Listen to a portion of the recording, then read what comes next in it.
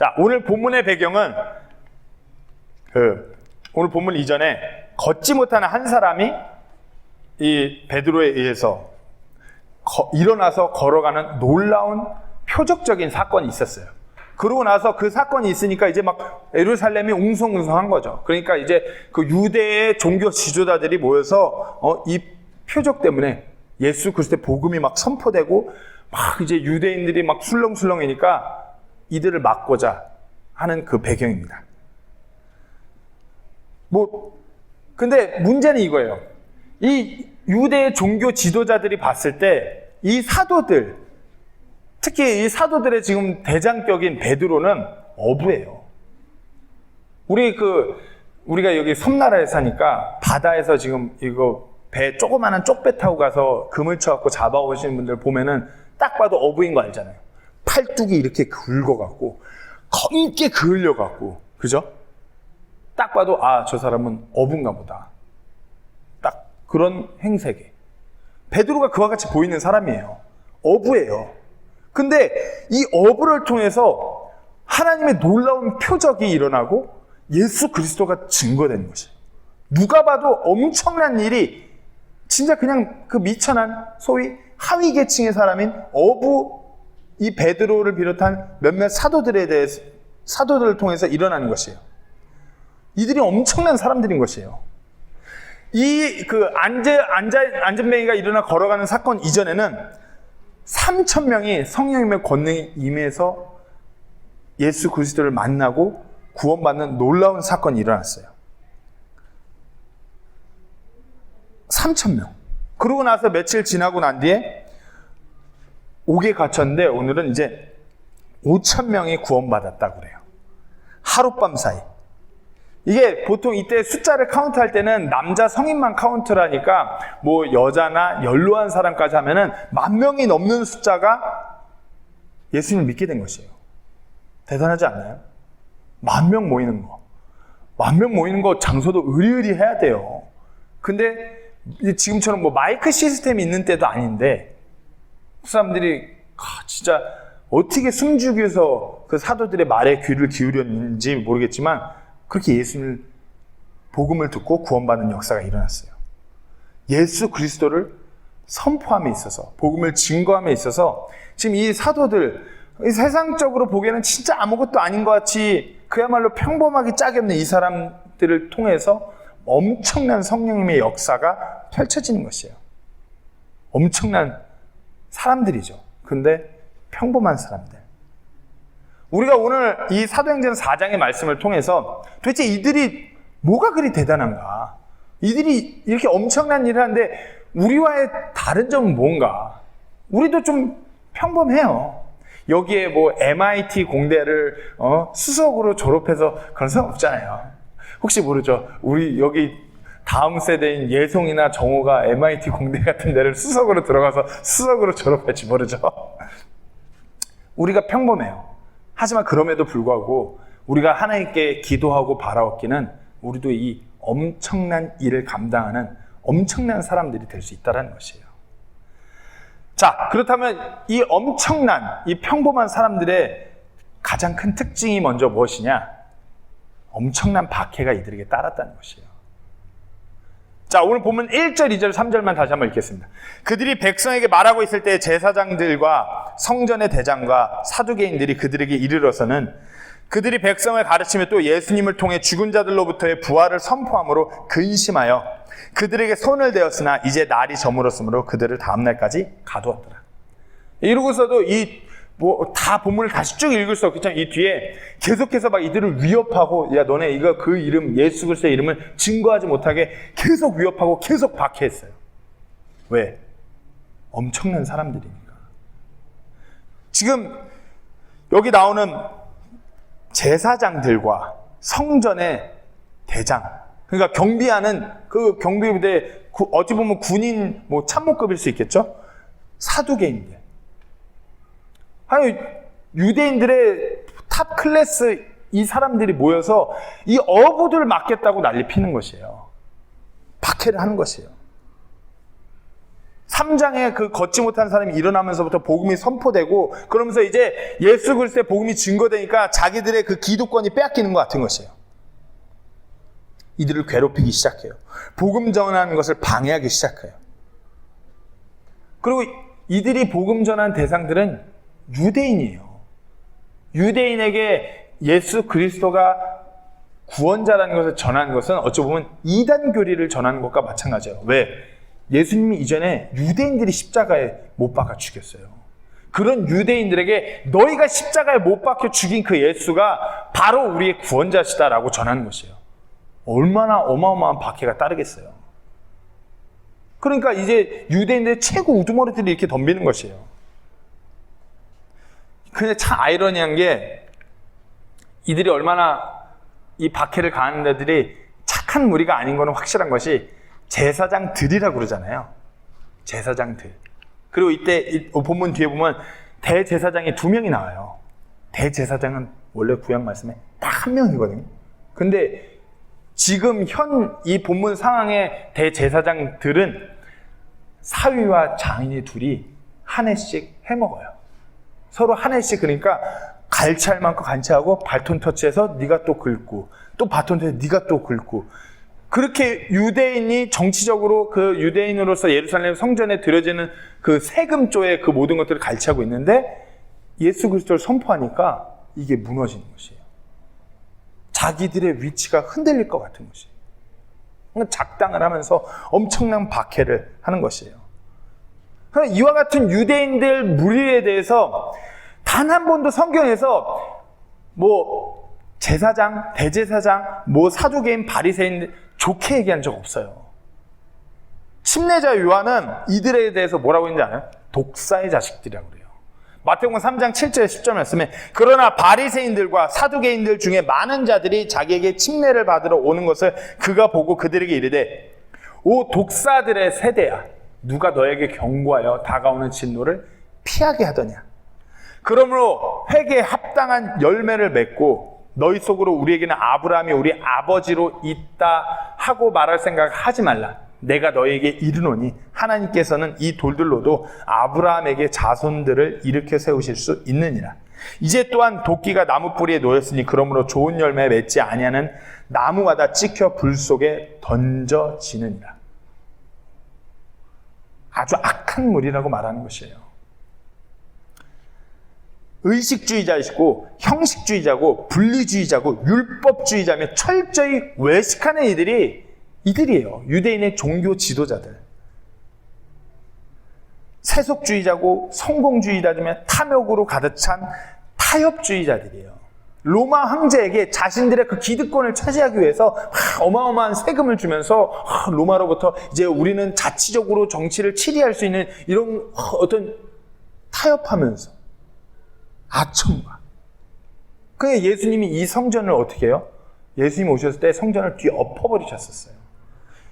요한복음 2장에서 이와 같은 사건이 있습니다. 유대인들의 유월절이 가까이 오면 예수님께서 예루살렘으로 올라가사 성전 안에서 소와 양과 비둘기 파는 자들과 돈 바꾸는 자들이 앉아있는 것을 보시고는 가는 노끈으로 채찍을 만드사 양과 소와 함께 그들을 다 성전에서 내쫓으시고 돈 바꾸는 자들의 돈을 쏟으시며 탁자들을 뒤엎으시고 비둘기 파는 자들에게 이르시되 이것들을 여기서 가져가고 내 아버지의 집을 장사하는 집으로 만들지 말라 하시니. 결코 이와 같은 종교 우두머리들은 하나님을 향한 경배, 하나님을 향해 높이는, 하나님을 정말 이렇게 영화롭게 하는 그 장소라고 하는 예루살렘 성전을 장사판으로 만들었어요. 그러면서 자기들은 거룩한 척. 그러니까 어떻게 이거 파는 애들은 밖에 저기 이방인들 데려다가 성전 안에서 판매를 시키고 그 수익을 어마어마하게 챙기는 거죠. 환전소를 운영하고, 어찌 보면 그 기프트샵이겠죠? 이 양으로 말할 것 같으면 이 양으로 하나님한테 번제 헌물을 드리면 하나님이 10%는 더 기뻐할 수 있는 최상급 프리미엄 양. 이러면서 판매하는 거예요. 그러니까 예수님이 성전에 와서 노하시는 거예요. 하나님을 경배해야 되는 이 집이 장사판으로 바뀐 것이에요. 그리고 그 장사판의 주도권을 쥐고 있는 자들은 그 종교적으로 하나님의 경배를 가르치고 이끌어야 되는 자들이 그와 같은 모습으로 비춰집니다. 철저히 위선적이고 이중적으로 그렇게 생활하는 자들. 헌금마저 여기서 보면은 이때 우리가 그 돈을 내는 그 행위도 유대인들이 이 제사장들, 이 유대인 최고 지도자 무리들 머리를 어떻게 썼냐면 이때 당시 이스라엘 백성이 어느 국가의 통치를 당하고 있었죠? 그렇죠. 똑똑한데 아버지가 좀 괜찮은 사람인가 봐. 로마의 통치 아래 있었어요. 이스라엘은 로마의 속국이었어요. 그럼 화폐를 뭘로 쓸까요? 화폐. 돈을 어디 걸 쓸까요? 그렇죠. 상식적으로 로마 걸 써야 될 거 아니에요. 로마의 속국이니까. 근데 이 유대의 이 치리자들이 이 대단한 윗 집단이 얼마나 머리를 짱구를 그렇게 굴렸느냐. 죄송합니다. 짱구라고 그래서.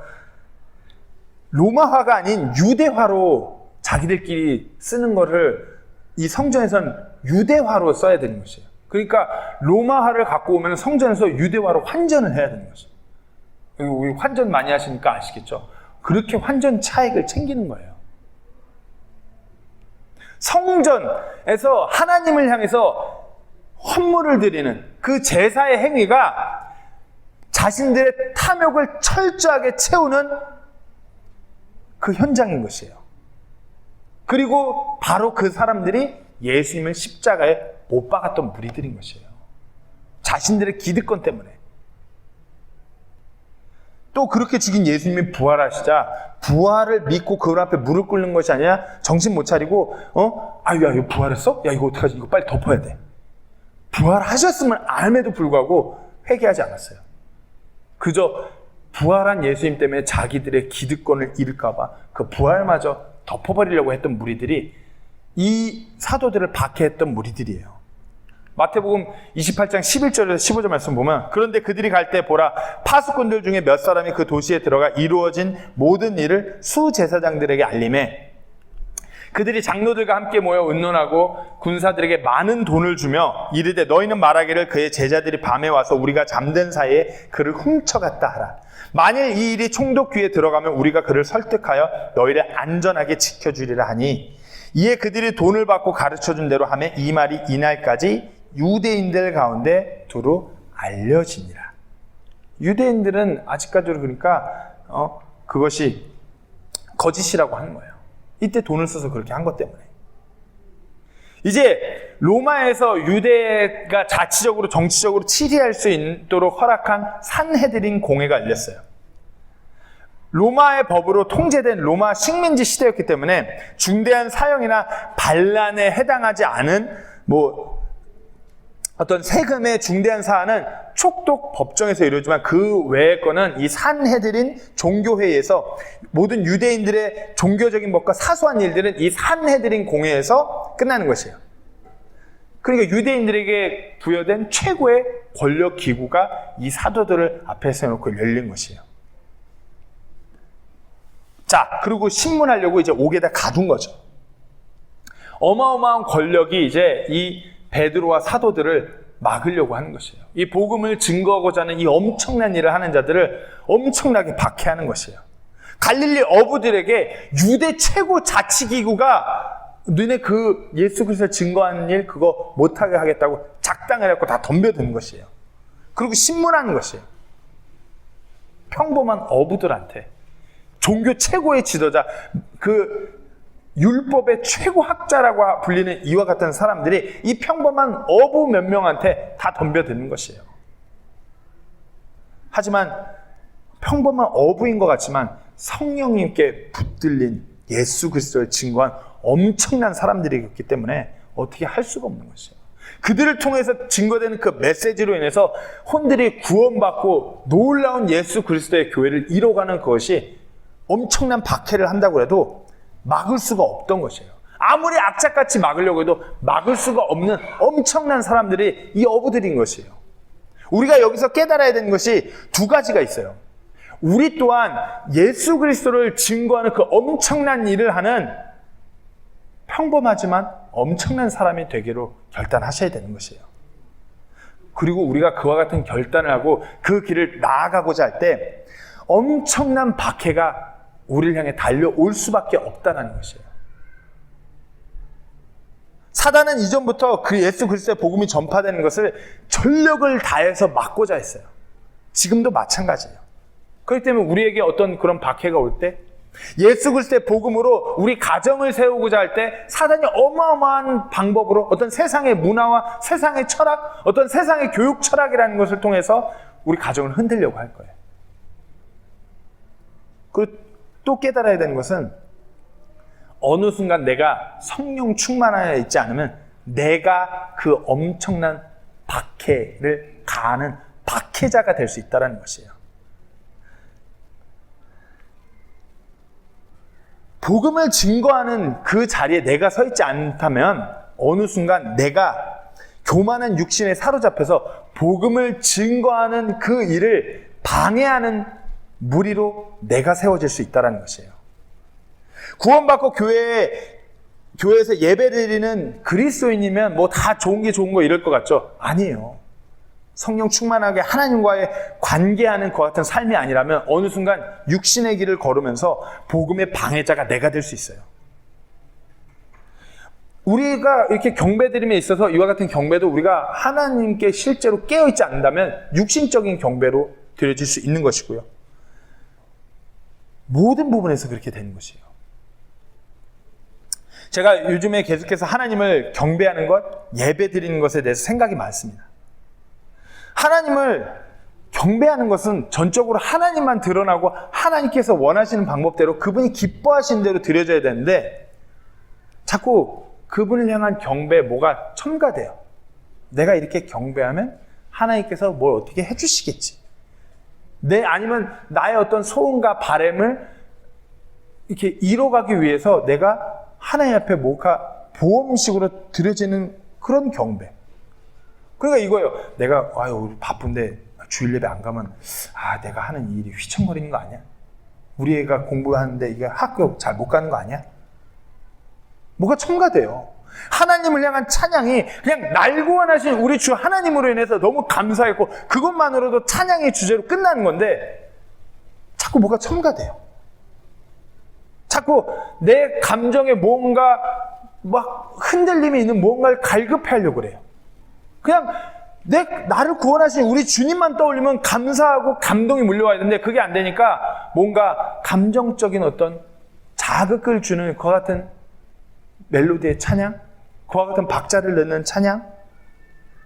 그러니까 자꾸 어떻게 해요? 소위 경배와 찬양이라는 어떤 밴드 문화가 자꾸 들어와요. 이와 같은 밴드가 막 뭔가 감정적으로 뜨겁게 찬양할 수 있는 것 같잖아요. 그와 같은 감정적으로 뜨겁게 찬양하는 것이 우리가 성령님을 억누르게 할 수 있다는 걸 아셔야 돼요.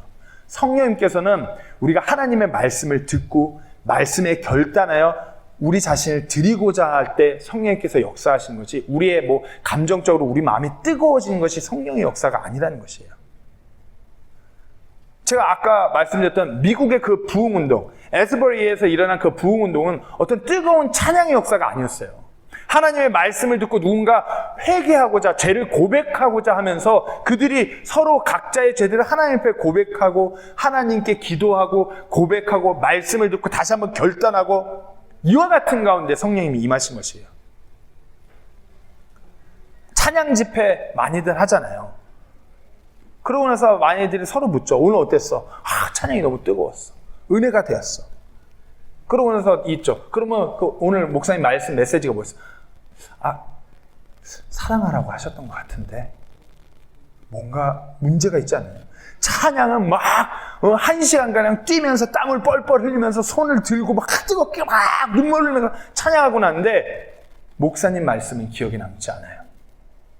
가장 중요한 것이 하나님의 진리의 말씀을 우리 마음판에 새기고 가는 건데 그게 기억나지 않아요. 그러니까 요즘에 많은 대다수의 중고등부 교회에 있는 친구들한테 뜨거운 그 열린 예배라는 소위 경배와 찬양이라는 예배가 끝나고 났을 때 그 친구들한테 오늘 목사님 메시지가 어땠어? 그러면 그거였어요. 신실하라고 하셨어요. 여기서 끝나는 것이에요. 어떤 육신의 느낌을 따라가는 것은 하나님을 향한 경배가 아니에요.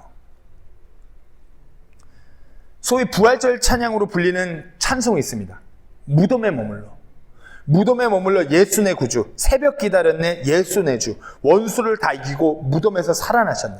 어둠을 이기고 나와서 성도 함께 길이 다스리셨네. 사셨네. 예수 다시 사셨네. 이와 같은 찬송가의 가사가 얼마나 우리에게 찔림이 되고 권면이 되고 얼마나 감사가 되고 하나님을 높일 수 있습니까? 아직까지 의학으로는 죽은 사람을 살릴 수 없어요. 아마 의학으로는 결단코 숨이 끝난 사람을 살릴 수가 없어요. 예수님은 분명히 죽으셨다가 무덤에서 3일 만에 부활하셨어요. 이건 세상의 어떤 문화와 우리의 감정을 어떻게 흔드는 그와 같은 가사가 아니라 성경 말씀에 예수님의 부활의 사건에 기록된 그 말씀의 메시지예요. 이것이 우리가 그분을 찬양하는 찬양의 주제이고 매 경배 때 이와 같은 찬양이 드려져야 되는 것이고요. 이분을 향한 이와 같은 고백이 어떤 비트나 어떤 멜로디를 통해서 우리의 감정이 뜨겁게 달구어짐으로 인해서 이와 같은 우리의 고백이 가려져서는 안 되는 것이에요. 그와 같은 것이 가려진다면 그것이 육신의 경배가 되는 것이에요. 내가 하나님을 향한 경배를 내가 내 육신을 찾느라고 방해하는 게 되는 것이에요. 내가 그런 방해자가 되는 것이에요. 두 번째로 내가 어떤 경우에 방해자가 되냐? 전도를 향해 내가 방해자가 될 수 있다는 것이에요.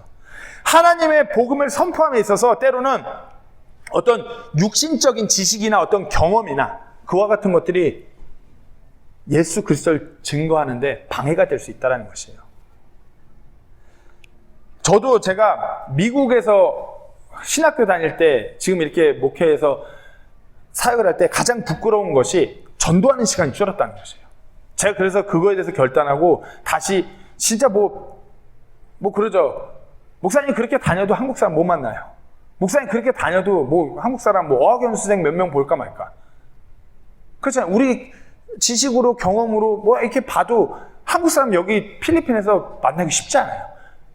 가게는 다 현지 직원들만 놔두고 잠깐 돈 셀 때 등장해갖고 돈만 세고 가시는 분들 제가 어떻게 만나요? 미국에서는 막 비지테이션이라고 신학생 때 주마다 시간이 정해져갖고 어떤 때는 주 1회, 주 2회, 주 3회 막 급격히 뭔가 여기 와서 핑계는 많죠. 사람 만나기 쉽지 않아서. 교민사회 이 좁은 데서 한국 사람 만나기 쉽지 않아서. 근데 그것도 어디까지는 제 머리, 제 지식이죠. 날씨가 더워서요? 시간이 없어서? 비효율적이어서? 예수님 앞에 섰을 때 우리가 그런 변명할 수 있을까요? 우리가 무슨 목회자한테만 예수 그리스도를 증거하는 것이 목회자한테만 국한된 것이 아니라는 것이에요. 그리고 어린 친구들한테 복음 전하는 거요. 다들 어린아이들이 어떻게 복음을 이해하겠어요? 아니요. 어린아이들이 더 잘 이해해요. 어린 아이들한테 복음을 직접적으로 나누는 것 중요해요. 부모님이라면, 아버지라면, 어머니라면 무엇보다도 아이가 자라남에서 있어서부터 하나님께서 이 세상을 창조하신 것과 우리를 사랑하셔서 예수님이 이 땅에 보내셔서 우리의 죄를 대신해서 십자가 지신 그 예수님에 대해서 어려서부터 가르치고 알려주고 또 함께 기도하고 함께 감사할 수 있어야 돼요. 이것이 가정에 있어서 가장 중요한 전도예요. 내가 이것을 피곤해서 우리 애는 아직 잘 몰라서 모르면 가르쳐야죠. 내가 그래서 안일하게 여기면 내가 전도의 방해자가 되는 거죠. 어디서? 가정에서. 내가 보고 느끼고 판단하고 내가 내리는 결단대로 내 결정대로 전도가 다 그렇게 돌아가는 것이 아니에요. 그저 우리는 추수할 곳에 정말 그 하나님의 그 추수를 하기 위해서 일꾼으로서 부름받은 거지 그냥 일꾼으로서 일하면 되는 것이 추수가 얼마나 되고 얼마나 결정지어되고 추수의 양이 어떻게 되고 이거는 하나님께서 결정하는 일이에요. 우리는 그저 일을 하는 일꾼들인 것이에요. 변명의 여지가 없는 것이에요. 내가 그저 내 생각으로, 내 경험으로, 내 어떤 무슨 변명거리를 한다면 내가 그 예수 그리스도를 증거하는 그 일에 방해가 되는, 그 엄청난 방해를 가하는 그 당사자가 내가 될 수 있음을 분명히 아셔야 돼요. 함께 예수 그리스도의 그 하나님의 왕국을 확장시키고 그분이 증거되는 그 일에 동참하시도록 결단하셔야 돼요. 우리가 이거 필리핀에서 지내잖아요. 대한민국이 아닌 필리핀에서 지내요. 제가 이틀 전에 동문 모임 가서 알룸나이시라고 동문들 만나고 하는데, 한국에는 독립침례교가 진짜 극소수예요. 몇 안 돼요. 그러니까 막 오해도 많죠. 근데 이거 필리핀이요, 천주교 다음이 침례교예요. 근데 이 침례교회들이, 필리핀 침례교회 우습게 보잖아요. 500명, 600명 되는 교회에서 한 해에 미션 컨퍼런스 2번 해요. 그럼 미션 컨퍼런스 한 번 할 때마다 40명의 선교사를, 50명의 선교사를 추가로 후원하는 것을 결단해요, 성도들이.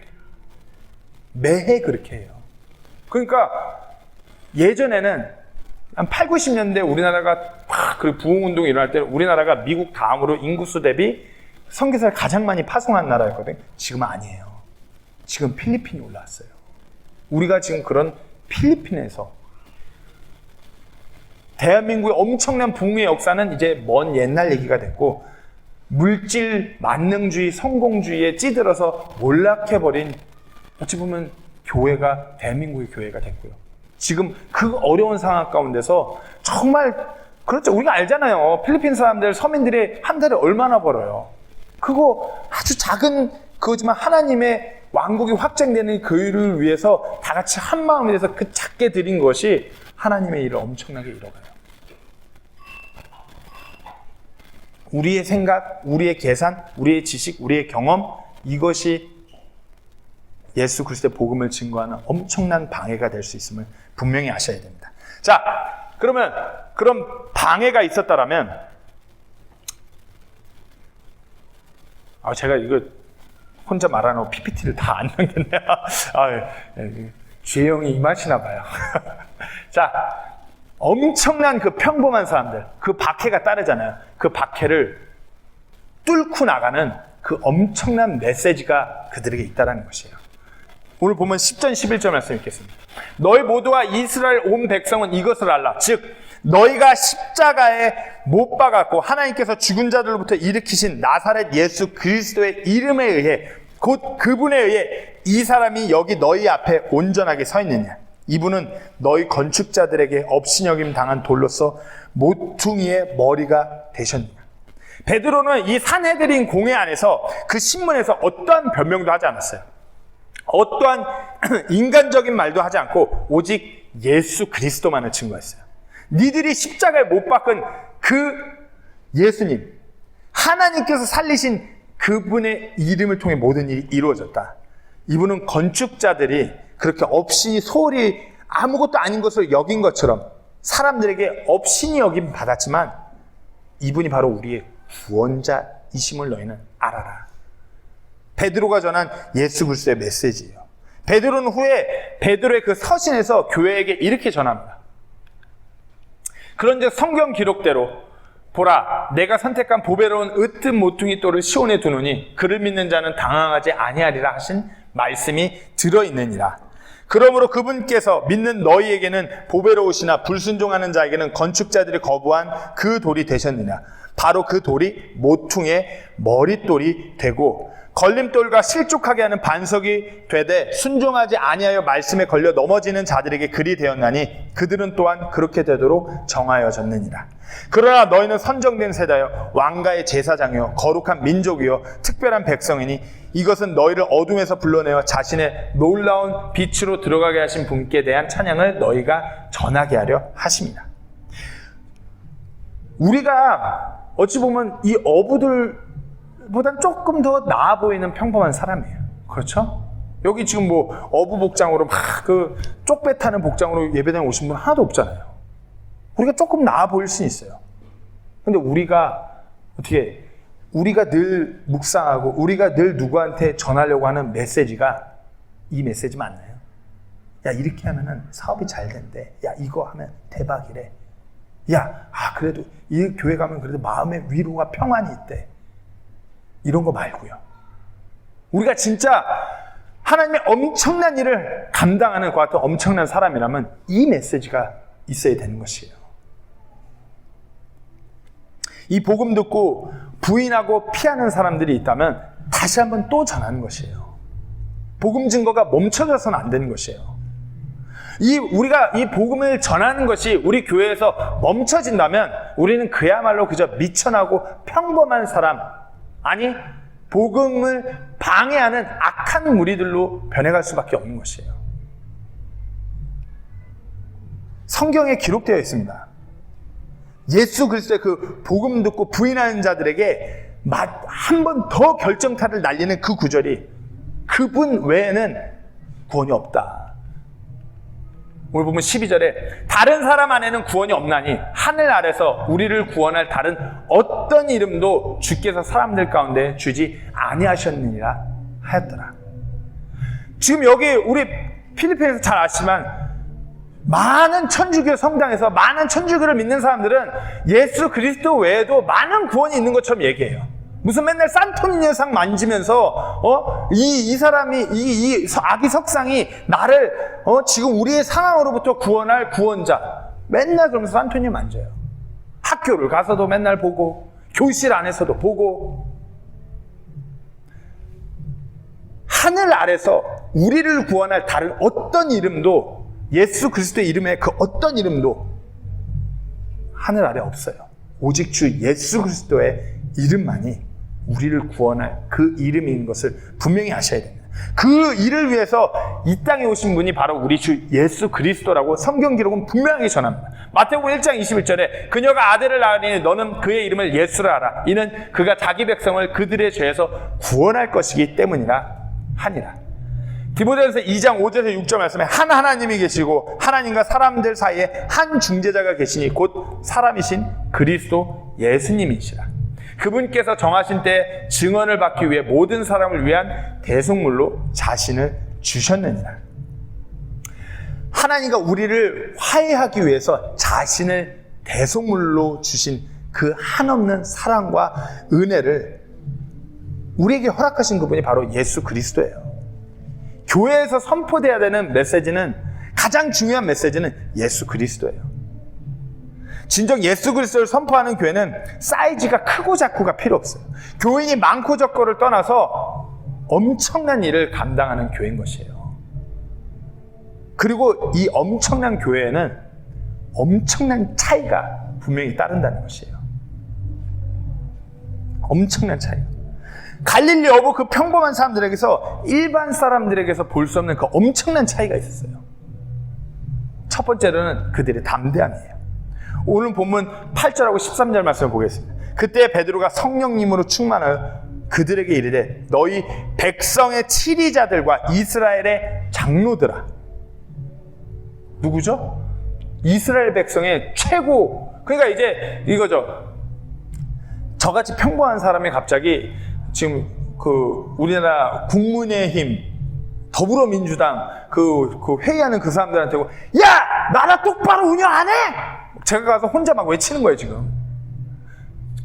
거기 근처도 못 가겠지만.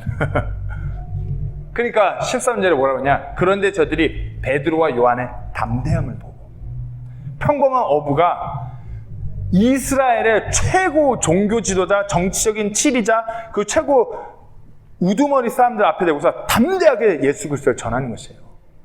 이것이 엄청난 차이인 것이에요.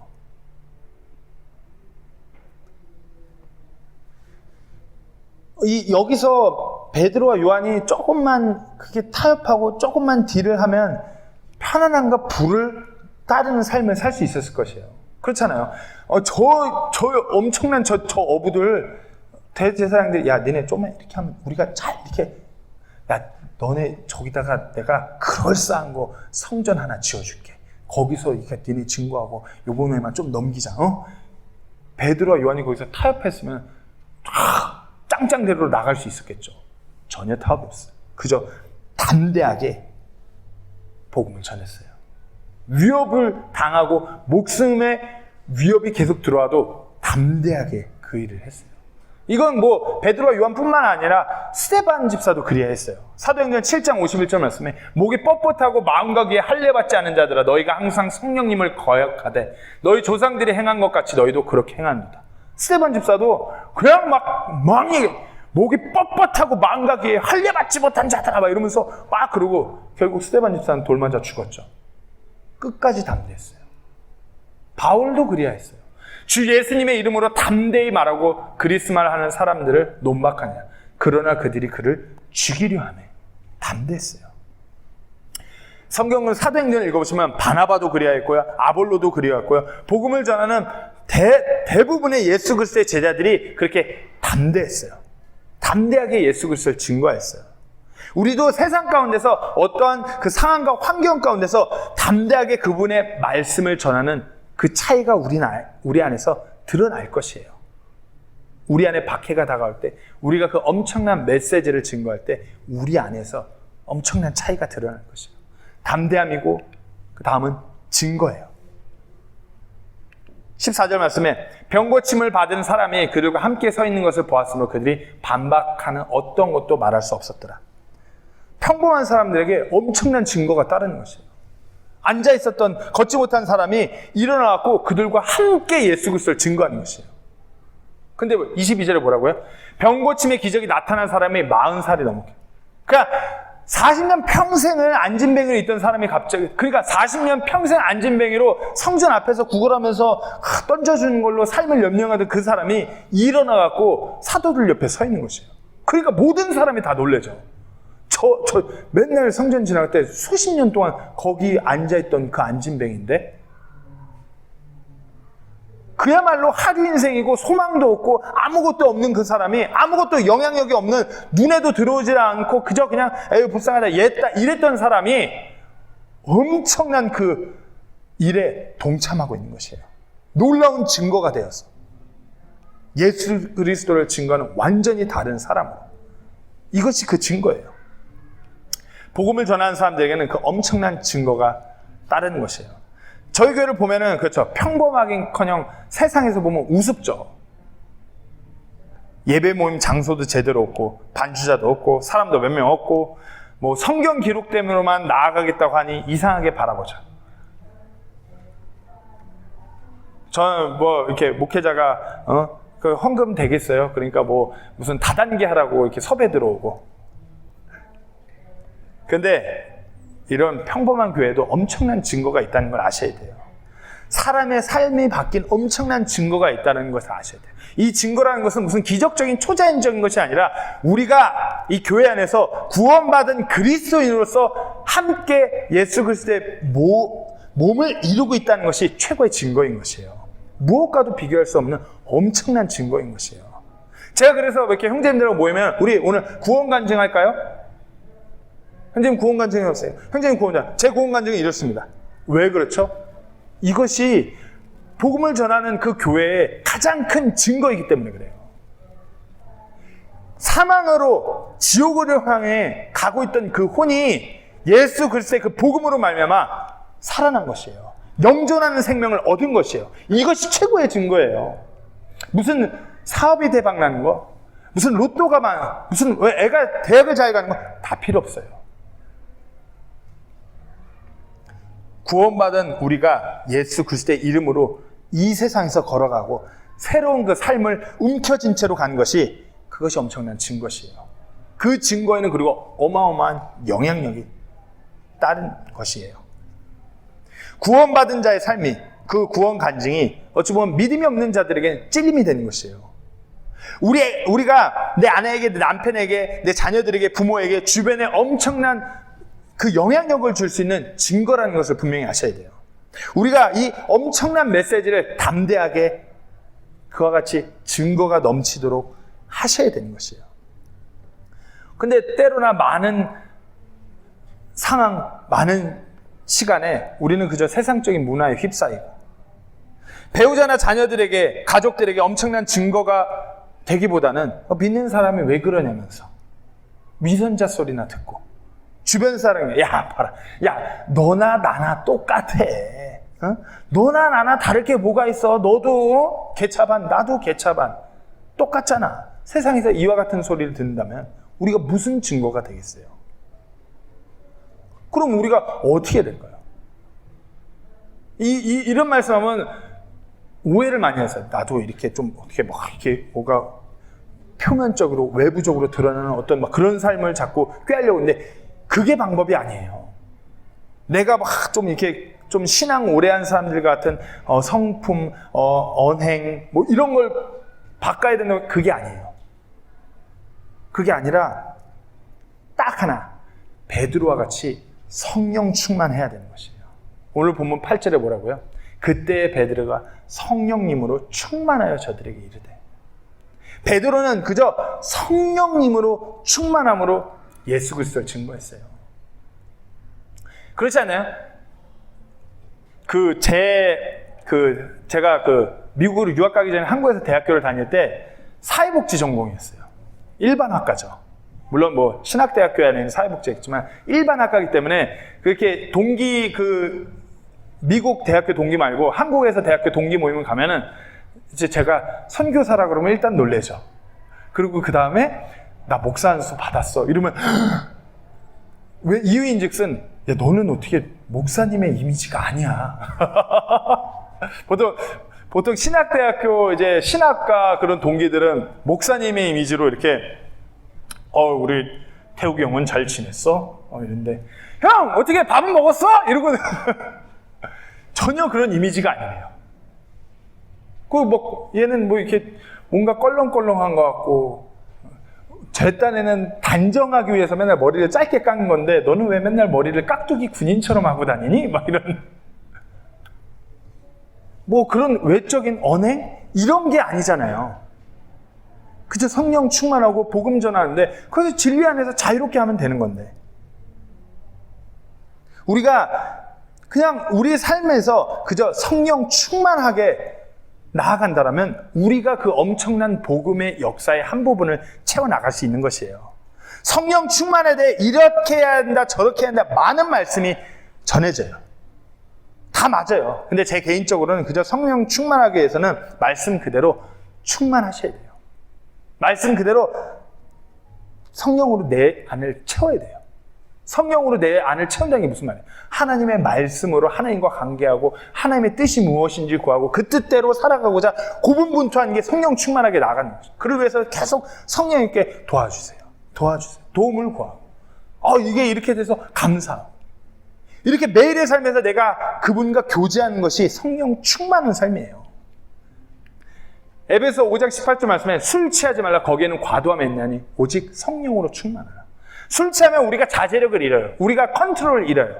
그렇죠? 술 취하면 우리가 컨트롤을 잃어요. 성령으로 충만한다는 것은 똑같아요. 오직 성령으로 충만한 것은 내 컨트롤, 내 주도권을 성령님한테 보내는 것이에요.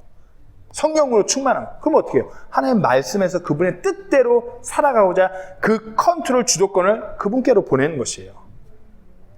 전적으로 내 삶을 주관하게 되는 삶. 그분 뜻대로 살아가는 삶. 이게 우리가 단순히 그분 뜻을 안다고 해서 그렇게 살아간 것이 아니라 우리를 통해 그분의 뜻이 무엇인지 알고 그 길을 우리가 나아가고자 구하는 것이에요. 그렇기 때문에 우리를 위해서 우리가 기도하고 말씀을 묵상하고 성경 공부를 통해서 말씀을 배우는 것이에요. 무슨 우리가 뭐 이단 교리를 세우고자 성경 공부하는 것이 아니라 우리가 그분의 뜻을 알고 그분께서 원하시는 길로 바른 길로 옳은 길로 우리를 온전하게 세울 수 있는 그 길로 나아가고자 그렇게 하는 것이에요. 이것이 성령 충만할 수 있는 것이에요. 그분 뜻대로 살아가는 성령 충만하셔야 됩니다. 매일의 삶에서 성령 충만하기 위해서 하나님께 더 나아가시고 정말 먼지가 덮여있고 펴보지 않아서 새 것과 같은 내 성경책을 매일같이 피셔야 돼요. 그리고 하나님과 우리 사이를 가로막고 있는 갈라놓는 그 죄들을 하나님께 회개하시고 말씀의 찔림을 통해서 매일 반응하셔서 그분 뜻대로 살아가셔야 됩니다.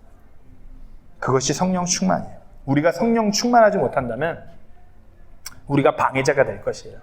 우리가 그 엄청난 메시지를 전하며 엄청난 차이를, 담대함을, 그 증거를 가져오는 것이 아니라 우리가 그저 방해하는 무리에 속하게 될 것이에요. 예화를 하나 나누고 마치려고 합니다. 제가 원래 이 외화를 하려고 농구화를 가져오려다가 농구화가 필요 없을 것 같아서 신발이 있어요. 제가 만약에 이 신발을 신고 농구를 한다면 정우보다 잘할까요? 못할까요? 정우가 갖고 있는 제일 좋은 농구화를 신고 저한테 농구하자고 덤볐을 때 제가 이거 구두 신고서 정우랑 농구를 해요. 그럼 제가 이길까요? 질까요? 그렇죠. 이기겠죠? 아직 안 지겠죠? 마찬가지로 제가 엄청난 농구화를 신고서 그 KBL 프로 선수들한테 1대1 하자고 덤벼요. 그러면 프로 선수가 스레빠 신고 뛰어도 이길 수 있을까요? 없을까요? 그렇죠. 프로 선수가 스레빠 쳐도 이기겠죠? 이것은 농구를 함에 있어서 어떤 그 직접적으로 땅을 밟고 땅과 마찰을 하고 뭐하고 직접적으로 뭐 점프 돌파를 할 때 그 체중이 실리는 그 신발이 어떠냐가 문제가 아니에요. 어떤 브랜드, 어떤 유형의 신발을 신었냐가 문제가 아니에요. 그 신발을 신고 있는 사람이 누구냐예요. 그렇잖아요. 우리가 미천하고 평범하고 능력이 없고 아무리 부족해 보여도 우리라는 어떤 그런 신발을 신고 성령님이 우리를 신고 게임에 들어간다면 그 게임은 끝나는 것이에요. 그걸 아셔야 돼요. 그렇기 때문에 우리가 성령 충만해야 되는 것이에요. 우리가 아무리 연약하고 아무리 정말 할 수 없고 보잘것없고 평범하고 무식하고 막 말도 짧고 아무리 그래도 성령님이 우리 안에서 우리를 주관해갖고 우리를 신고 달리고 뛰신다라면 무조건 이기는 게임인 것이에요. 그렇기 때문에 우리가 성령 충만해야 되는 것이에요. 우리가 성령님께서 우리 안으로 들어오지 않는다면 우리는 그냥 어떤 신발로서 그저 그 자리에 그저 놓여 있을 뿐이에요. 그 어떤 것도 할 수 없는 포지션이 우리예요. 성령님으로 충만할 때 우리가 복음 전파를 감당하는 엄청난 사람들이 될 수 있다는 것을 분명히 아셔야 됩니다. 말씀을 마무리하겠습니다. 평범한 사람들이 엄청난 일을 행하고자 할 때 엄청난 박해가 따릅니다. 하지만 그 박해는 결단코 그들의 그 엄청난 메시지를 막을 수 없다라는 거예요. 그리고 그들이 엄청난 차이를 갖고 와요. 담대한 그 어떤 복음의 열매들의 증거가 따라요. 이를 위해서는 우리가 어떻게 해요? 성령 충만함으로 그렇게 엄청난 평범한 사람들이 되기를 간절히 소망합니다.